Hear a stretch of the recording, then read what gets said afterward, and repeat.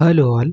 इस लेक्चर में हम लोग करेंगे moment of inertia of a thick spherical shell. तो थिक स्फेरिकल शेल क्या होता है? एक ऐसा सिलेंडर जिसकी दो रेडियस एग्जिस्ट करेंगी, एक इनर रेडियस और एक आउटर रेडियस। ठीक है, तो एक इनर रेडियस रहेगा उसका, एक आउटर रेडियस रहेगा। इसका मतलब सिलेंडर का जो मास होगा वो, है ना, सिलेंडर का जो मास होगा वो दो रेडियस के बीच में। यहाँ पे तो मास होगा नहीं सिलेंडर का, ये स्थान पूरा खाली है, तो सिलेंडर का मास कहाँ से कहाँ होगा? यहाँ से लेके यहाँ तक। R1 से R2 यानी दो स्फेयर के बीच में, एक स्फेयर हो गया R1 और एक स्फेयर हो गया R2। R1 स्फेयर जो है यहाँ पे कोई भी मास नहीं है, तो हमने मान लिया कि यहाँ पे हमारे पास एक्स एक्सिस है जो स्फेरिकल शेल या थिक स्फेरिकल शेल के सेंटर से जाती है।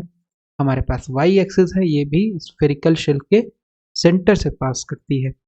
मान लेते हैं इस स्फेरिकल शेल का इनर रेडियस R1 है और आउटर रेडियस है R2। तो हमें क्या करना है, हमें निकालना है moment of inertia of thick spherical shell about its diameter. तो डायमीटर कौन सा होगा? जो भी लाइन सेंटर से पास करेगी, यानी एक तो ये हो जाएगा डायमीटर, एक तो ये हो जाएगा।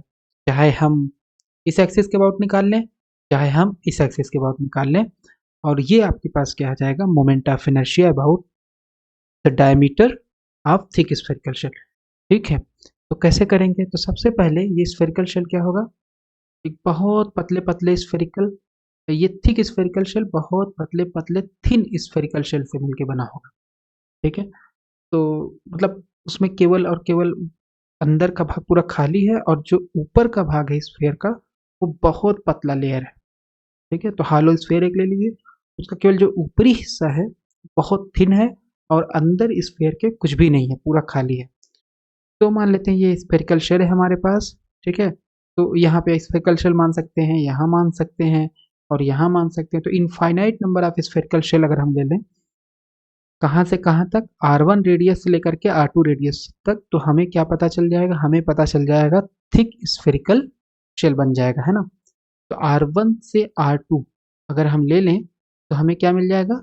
थिक स्फेरिकल शेल मिल जाएगा। तो हमने क्या किया, एक एक्स डिस्टेंस पे, एक एक्स डिस्टेंस पे बहुत पतला स्फेरिकल शेल ले लिया। तो अगर स्फेरिकल शेल ले लिया है तो हमें पता है स्फेरिकल शेल का मोमेंट ऑफ इनर्शिया कितना होता है, यानी हालो स्फेयर का 2/3 mr²। तो डायमीटर के अबाउट ये आपके पास डायमीटर हो गया।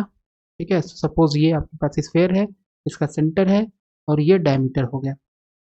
तो डायमीटर के अबाउट मान लेते हैं ये इसका ओरिजिन हो गया और ये एक्स एक्सिस हो गया, इधर आएंगे तो नेगेटिव एक्स एक्सिस होगा। तो आई एक्स एक्स डैश होता है 2/3 mr²। ठीक है, स्फेरिकल शेल का इतना होता है मोमेंट ऑफ इनर्शिया।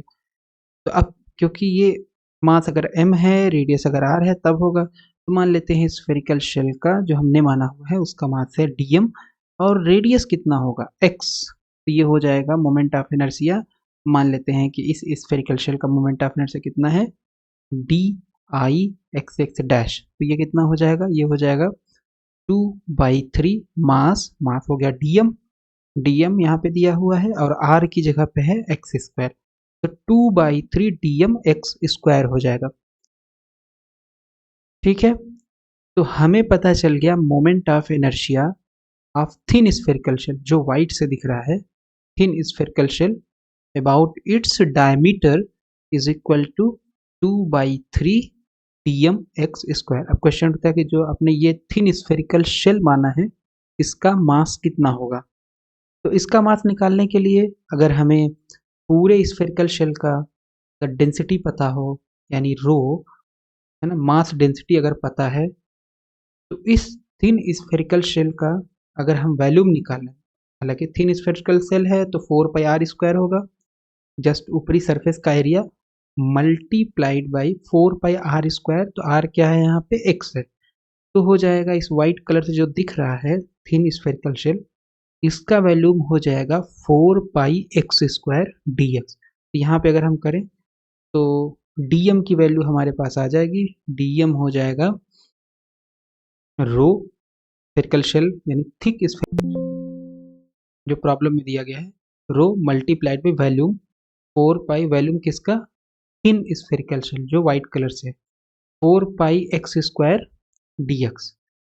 ठीक है, अब रो कितना होगा, रो हो जाएगा यहाँ पे ये R1 हो गया, ये R2 हो गया, तो दो स्फेयर है, यहाँ से यहाँ R1 रेडियस है, R2 रेडियस है, तो मास कहाँ पे केवल यहाँ से लेके यहाँ तक है, तो इसका मतलब अगर हम इसका मास डेंसिटी निकालना चाहते हैं स्फेरिकल शेल का, ये हो जाता है टोटल मास, इसका मान लेते हैं टोटल मास जो प्रॉब्लम में दिया गया है स्फेरिकल शेल कैपिटल M है, अपान 4/3 पाई R2 क्यूब, यहाँ से लेके यहाँ तक वॉल्यूम हो गया, लेकिन यहाँ पे तो ये मास है ही नहीं, इसको हमें घटाना पड़ेगा, -4/3 पाई R1 cube multiplied by 4 pi X square D x. तो ये आ गया हमारे पास डीएम किसका, थिन स्फेरिकल शेल का, जो कि इसमें व्हाइट कलर से। ठीक है, तो यहाँ पे सब्सटीट्यूट कर देंगे, और जब सब्सटीट्यूट करेंगे तो ये हमारे पास आ गया 2/3 4 pi X square D x, है ना, इतना आ जाएगा 4 pi X square D x, और एक्स स्क्वायर ये पहले से ही था यहाँ पे सॉरी।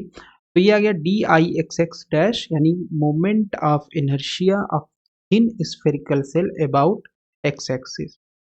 अब आगे चलते हैं, तो इसको थोड़ा सा सॉल्व कर लेंगे, 4/3 पाई बाहर आ जाएगा, और यहाँ पे 2/3 है, सॉल्व करते हैं तो देखते हैं क्या आता है।